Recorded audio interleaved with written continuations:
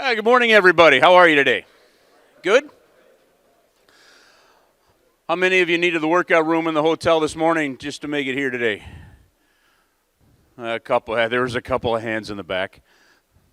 My first trip in the National Hockey League from St. Louis, I moved back to St. Louis, just kind of get settled in, and our first trip was a 4-game, 10-day road trip out west. Hit some of the Southern California cities and then Vancouver. And as you all know from Thursday night and then from Friday, you pretty much don't spend any time around my partner Kelly Chase without a story coming out of it. All right, and sometimes it's just hearing a story you've already heard before. Other times, you end up being a part of a story. And this is one of the advantages of working kind of with a guy that I consider to be the best, a radio analyst in the business. He's fantastic. He can talk. He can make somebody that is not really even a hockey fan interested in what is coming out of his mouth next. And it really makes doing the broadcast fun. But what he did was, my first year in the National Hockey League, he did a great job of kind of taking me under his wing and we're just kind of and showing me the ropes. And sometimes it meant, hey, you're coming to dinner with, myself, and whether it was he was going to dinner with Prongs back there or Scott Young or something like that. But really a great job of making you feel welcome. I learned real quick that sometimes that feeling of being welcome can really hit you hard the next morning. So I know for a fact that over that 10-day stretch, my liver had never had an exercise like that before. But I'm going to relate this to coaching, believe it or not. So we're in Vancouver. That is a spectacular town, and I got indoctrinated into Vancouver in a real hurry in the right way. I didn't know that the places were open that late. Frankly, at a certain point in time, I didn't care what time the sun was coming up. But at one point in time, I know I made it back to my room. We had a spectacular time, and I think this was the third game of that road trip. We were going from there to Los Angeles. And I'm like, holy cow, I got to get up and get on the bus, get over to the rink.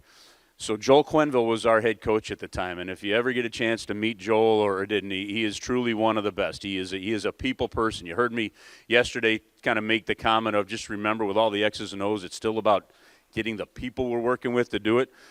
Joel is a true people person. So I go to interview Joel. So practice ends, the Blues skate ends. He comes off the ice. I go in with my recorder, and I go to interview Joel. I can tell the story now. A little embarrassing back then, but now there's a little fun to it. I'm pretty sure I was still drunk. So I asked Joel the first question. I'm not sure it came out in complete English. I asked the second question that had nothing to do with the first question. All right, and if you're doing interviewing right, you should be listening to the person and the answer that he gives you. Maybe there's a good follow-up. This didn't happen, and it was probably an absolute debacle of about 3 minutes. So I just looked at it. I get done with it, and I went like this, and Joel knew what was going on. Well, Joel never once said stop. He never once said nothing. He just answered the questions as if it came out, and I might have been speaking Czech to him. I mean, I don't know really what it was. And he just looked at me, and he goes, first time in Vancouver, cheeky boy? I went, yep. And he goes, and all he said was this, and it's something I'll never forget, too. And it sticks with me because all he said was, he goes, we've all been there. And that was Joel Quenneville.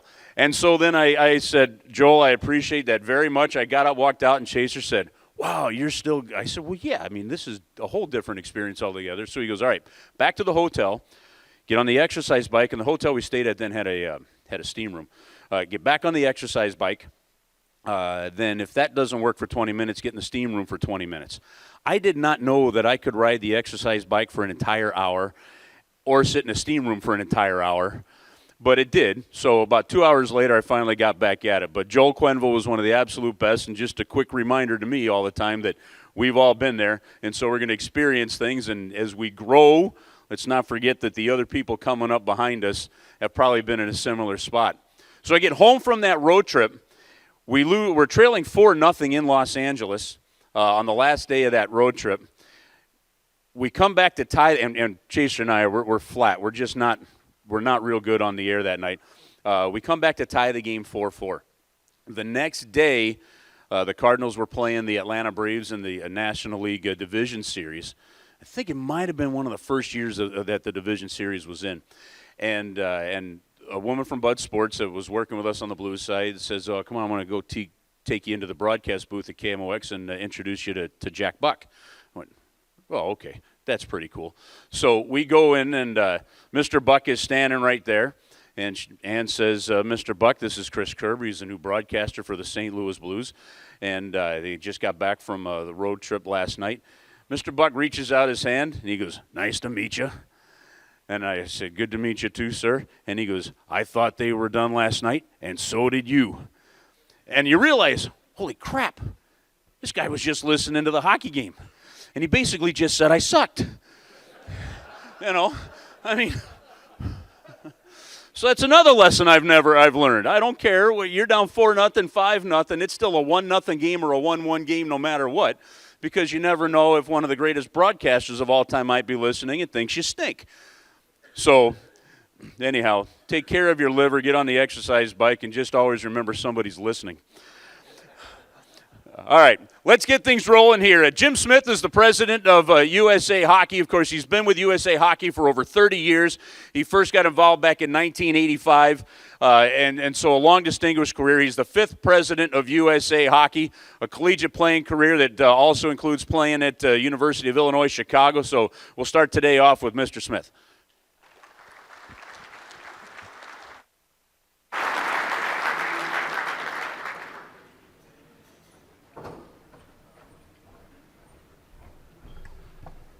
Good morning, everybody. And Chris, I just want to congratulate you from your days in Vancouver for continuing on that fabulous exercise program with the exercise bike and the steam room.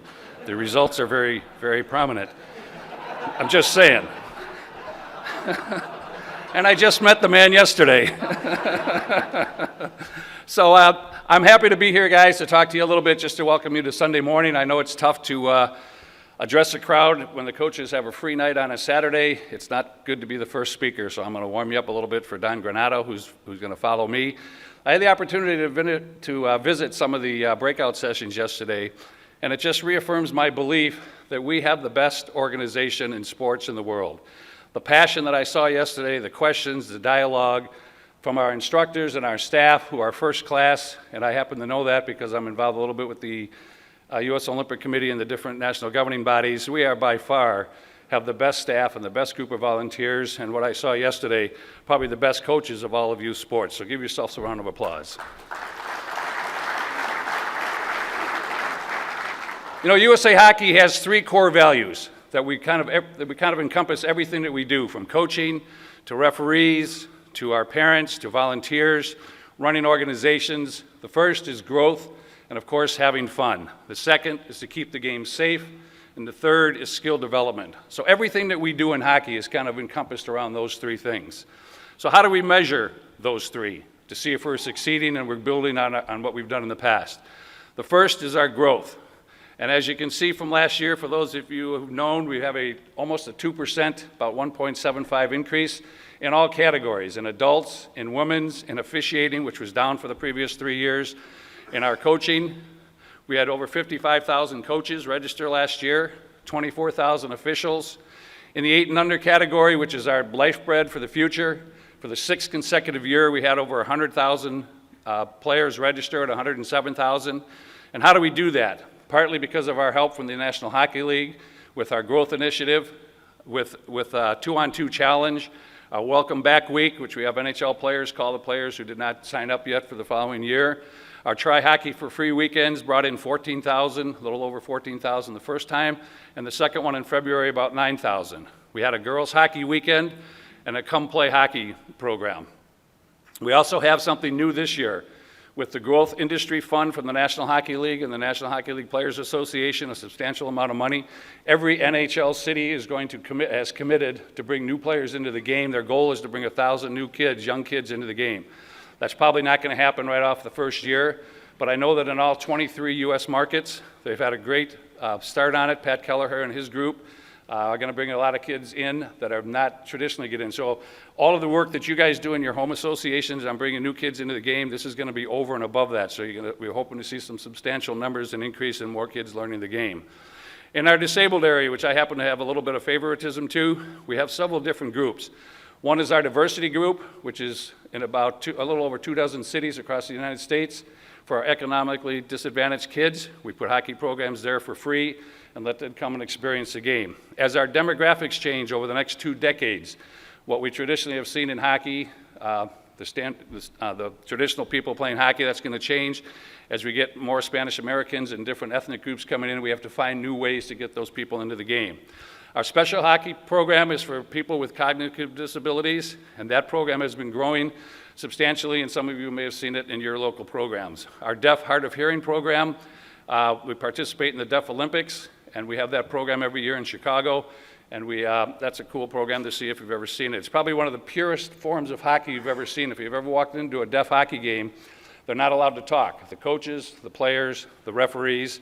We have strobe lights around the boards, so when a whistle blows, the strobe lights go off. The fans cheer like this, and there's signers on the ice. The referees are all signers, and as the coaches, so everybody communicates in a different way. So as you hear when you walk into an ice arena, you see a game being played, but it's just the sound of the puck and the skates touching the ice. It's really a cool experience if you haven't ever done it. Our Warrior program continues to grow. Those are for our veterans who are injured in Iran or Iraq or Afghanistan. They come back, and it's part of their rehabilitation, but we've seen programs sprout up in a bunch of the different cities. Our blind program, how many of you have ever seen a blind hockey game? A couple of you. I had the opportunity 2 years ago to ref the game between US and Canada. It's really pretty interesting. They have some rules that are a little bit different than able-bodied hockey.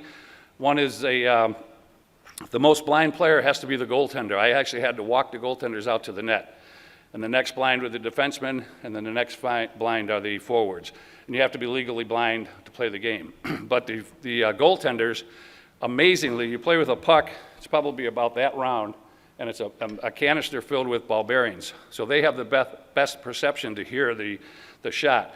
Like one of the rules that they have is when the offensive team goes across the blue line, the referee carries an air horn in one hand and a whistle in the other.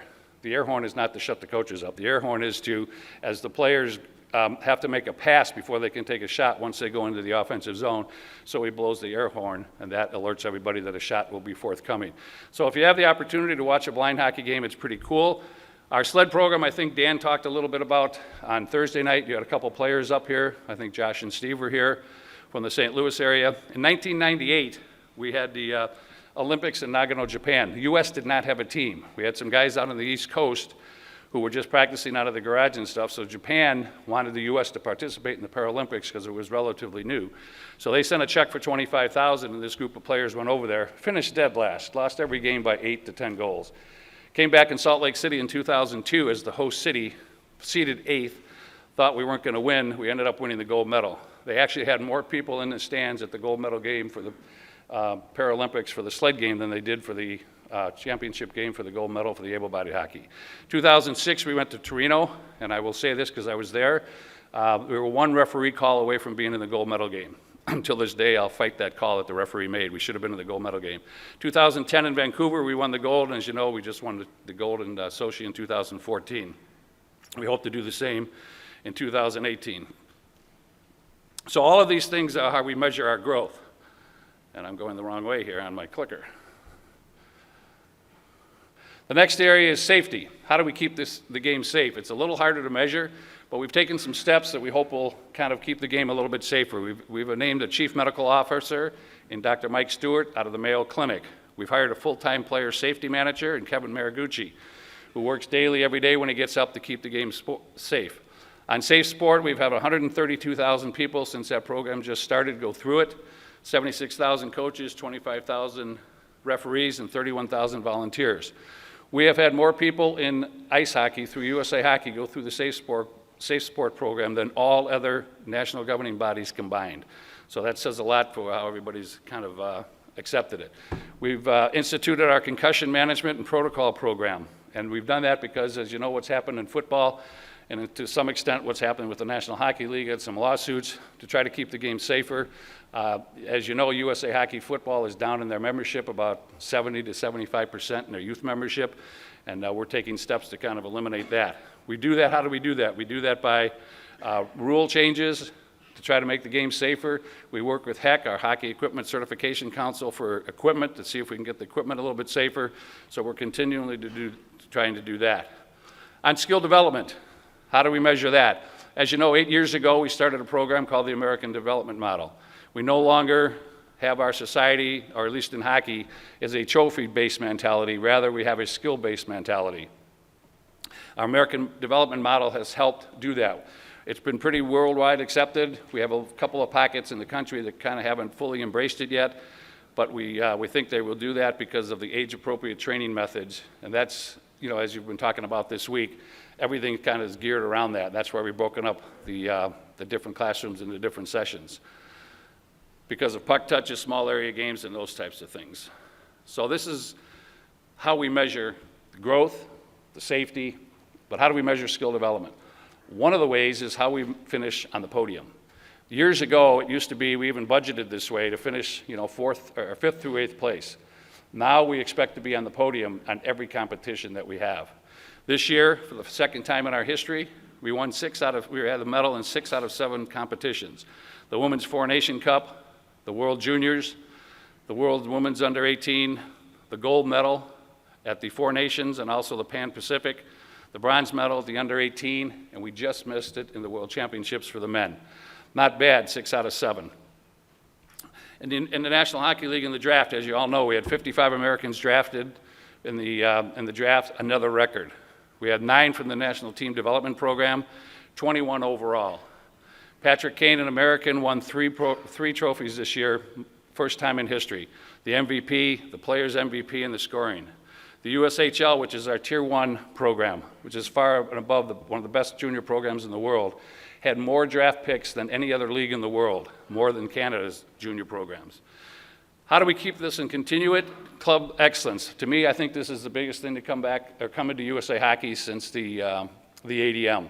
It's a program for volunteers that has templates, and it's just kind of a how-to guide for volunteers, whether you're a treasurer, whether you're a ice scheduler, whether you're a rules and ethics chairman, coaching, everything that encompasses hockey and how to run an organization is in this club excellence.